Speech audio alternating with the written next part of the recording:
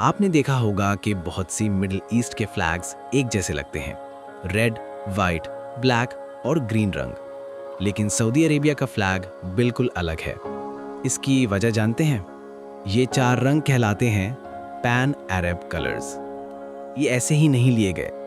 हर रंग का मतलब है black Abbasid caliphate, white Umayyad caliphate, red Hashemite और Arab revolt, green Fatimid caliphate और इस्लाम का सिंबल।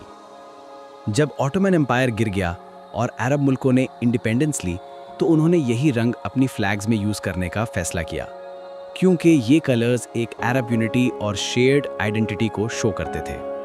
अरब ने यूनिटी इसलिए शो की कि वो ऑटोमन एम्पायर के अगेंस्ट यूनाइट होकर लड़े थे, जहां से इनकी आज़ादी हुई।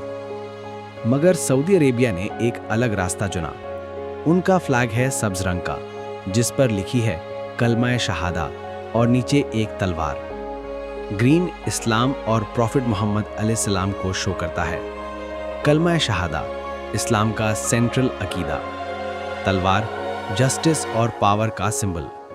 सऊदी अरेबिया चाहता था कि वो सिर्फ अरब नेशनलिज्म का हिस्सा ना बने, बल्कि इस्लाम का सेंटर और लीडर बनकर सामने आए, क्योंकि मक्का और मदीना यहाँ हैं और ये मुल्क हाउस ऑफ साउथ के अंडर इस्लाम के नाम पर बना था।